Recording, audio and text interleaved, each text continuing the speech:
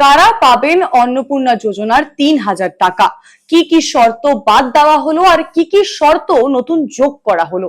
নমস্কার, কলকাতা টিভিতে সকলকে স্বাগত। সঙ্গে রয়েছে আমি আয়ুষী। ১ জুন থেকে শুরু হয়েছে অন্নপূর্ণা যোজনা।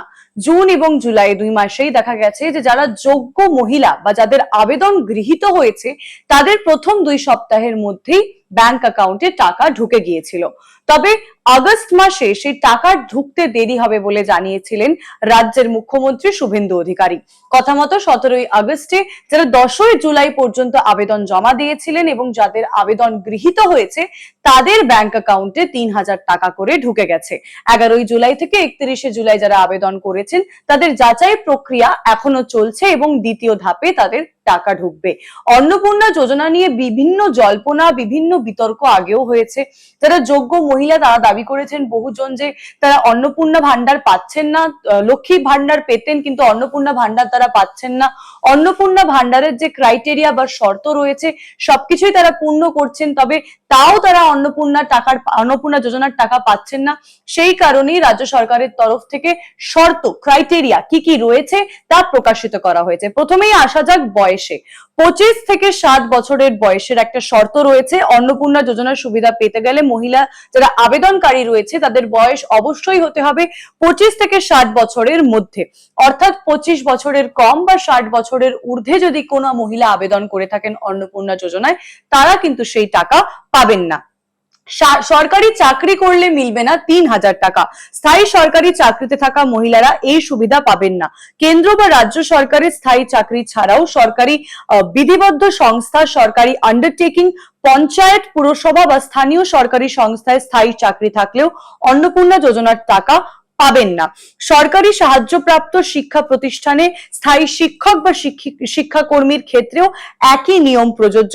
সরকারি চাকরির নিয়মিত বেতন বা পেনশন পাওয়া গেলেও অন্নপূর্ণা যোজনার যোগ্যতা থাকবে না। অর্থাৎ আপনি যদি সরকারি চাকরি করেন, সরকারি স্কুলের শিক্ষিকা হয়ে থাকেন, তাহলেও অন্নপূর্ণা যোজনার টাকা আপনি পাবেন না। আয়কর দিলেও আপনার নাম অন্নপূর্ণা যোজনার যে তালিকা রয়েছে সেখান থেকে বাদ যেতে পারে। যে মহিলা আয়কর দেন তিনি অন্নপূর্ণা যোজনার সুবিধা পাবেন না বলে জানিয়েছে রাজ্যের সরকার।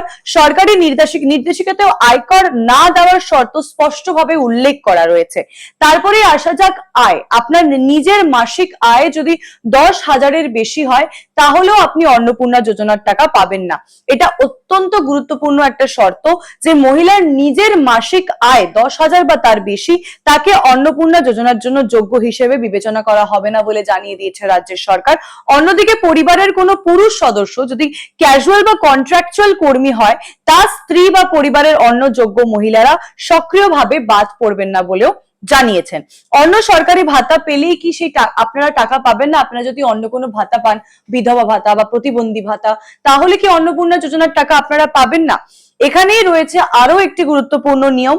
কোন যোগ্য মহিলা অন্য সামাজিক সুরক্ষা প্রকল্প থেকে যদি পানও আপনি কোনো ভাতা, তাহলেও ৩,০০০ টাকা করে সেই অন্নপূর্ণা যোজনার টাকা কিন্তু আপনারা পাবেন যদি বাকি সব ক্রাইটেরিয়া আপনারা ফুলফিল করেন।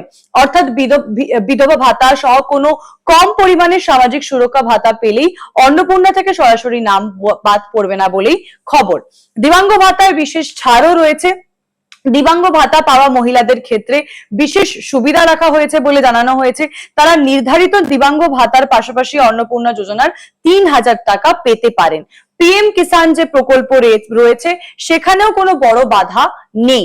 পিএম কিষাণ সম্মান নিধির সুবিধা পাওয়ার যোগ্য মহিলাদের ক্ষেত্রেও বিশেষ ছাড়ের কথা বলা হয়েছে। অর্থাৎ শুধু পিএম কিষাণের সুবিধাভোগী হওয়ার কারণে অন্নপূর্ণা থেকে সরাসরি নাম বাদ পড়বে না বলেই জানিয়েছে রাজ্যের সরকার। 3 কক্ষের বাড়ি নিয়েও একটা বড় বদল আনা হয়েছে। অন্নপূর্ণা যোজনার যোগ্যতার ক্ষেত্রে বাড়ির গঠন নিয়েও আগেও কিছু শর্ত ছিল, সেই কিছু শর্তে বিশেষ ছাড় দেওয়া হয়েছে মহিলাদের। বিশেষ করে গ্রামীণ এলাকায় 3 কক্ষের বাড়ি থাকার কারণে অনেক আবেদনকারীর যোগ্যতা নিয়ে প্রশ্ন উঠেছিল।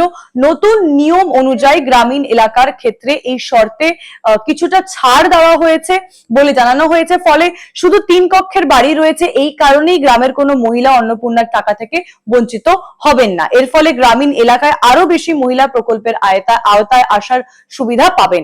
জমির মালিকানার ক্ষেত্রেও পরিবর্তন আনা হয়েছে। জমির মালিকানার ক্ষেত্রে নির্দিষ্ট মাপকাঠি বলে দেওয়া হয়েছে। বিশেষ করে কর্পোরেশন, পৌরসভা ও গ্রামীণ এলাকার ক্ষেত্রে জমির পরিমাণ বিবেচনা করা হবে।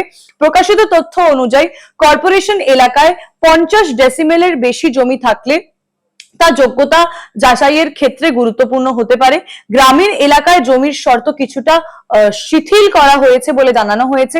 তাহলে কারা অন্নপূর্ণা যোজনার 3,000 টাকা পাবেন এক নজরে যদি দেখে নেওয়া যায়, সংক্ষেপে যদি জানিয়ে দিতে হয়, তাহলে প্রথমেই 50 বছরের কম বয়সী মহিলারা টাকা পাবেন না, 60 বছরের বেশি বয়সী মহিলারা টাকা পাবেন না, স্থায়ী কেন্দ্রীয় বা রাজ্য সরকারি কর্মী হলে তারা টাকা পাবেন না, সরকারি আন্ডারটেকিং বা বিধিবদ্ধ সংস্থার স্থায়ী কর্মী হলে সে টাকা পাবেন না, পঞ্চায়েত, পুরসভা বা স্থানীয় সরকারি সংস্থায় যদি স্থায়ী কর্মী হন তাহলেও আপনারা অন্নপূর্ণা যোজনার টাকা পাবেন না।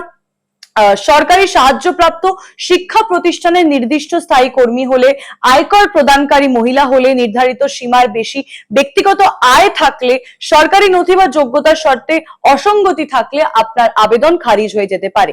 তবে দিব্যাঙ্গ ভাতা, পিএম কিষাণ, কম পরিমাণের সামাজিক সুরক্ষা ভাতা এবং গ্রামীণ বাড়ি ও জমির ক্ষেত্রে কিছু বিশেষ ছাড় দেওয়া হয়েছে।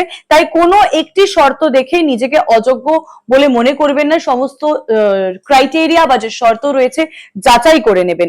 অন্নপূর্ণা যোজনার যে টাকা সেটা সরাসরি ডিবিটির মাধ্যমে আধার লিঙ্কড ব্যাংক অ্যাকাউন্টে পাঠানো হচ্ছে। তাই বয়স, আধার, ব্যাংক অ্যাকাউন্ট, আপনার ব্যাংক অ্যাকাউন্টে ডিবিটি লিংক রয়েছে কিনা, চাকরি, আয়, জমি এবং পরিবারের অন্যান্য যে তথ্য আপনারা আবেদনে ফিল আউট করছেন, অ্যাপ্লিকেশনে ফিল আউট করছেন, তা অবশ্যই চেক করে নেবেন। রাজ্য সরকারের তরফে যোগ্যতা যাচাইয়ের প্রক্রিয়াও ইতিমধ্যে শুরু হয়ে গেছে। যারা 17ই আগস্টে টাকা পেয়েছেন তাদের যাচাই প্রক্রিয়া শেষও হয়ে গেছিল। গ্রাউন্ড লেভেলে নেবে বিডিও এবং বিধায়কেরা সবে গ্রাউন্ড লেভেলে নেবে তথ্য যাচাই করেছে। যাদের আবেদন নিয়ে সমস্যা হয়েছে তাদের জন্য একটা আলাদা হেল্পলাইন নম্বরও করা হয়েছে রাজ্য সরকারের পক্ষ থেকে।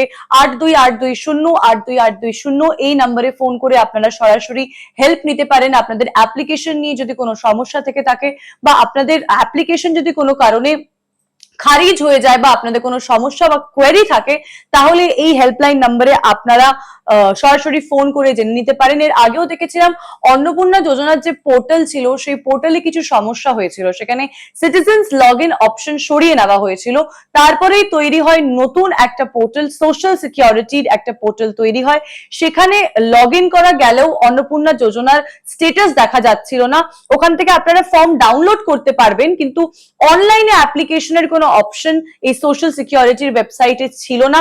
সেই সোশ্যাল সিকিউরিটি ওয়েবসাইট নিয়েও যদি আপনাদের কোনো সমস্যা থেকে থাকে, কি করে আবেদন করবেন, কিভাবে আবেদন আপনাদের যাচাই প্রক্রিয়া শেষ হয়েছে কিনা জানবেন, কোথায় দেখবেন, সেই নিয়েও কিন্তু একটা হেল্পলাইন নাম্বার রাজ্য সরকারের পক্ষ থেকে করে দেওয়া হয়েছে। 8282082820 এই নম্বরে ফোন করে সরাসরি আপনারা নিজেদের সমস্যার সমাধান করে নিতে পারেন। তবে 17ই আগস্টে প্রথম ধাপে কিছু মহিলারা টাকা পেয়েছেন।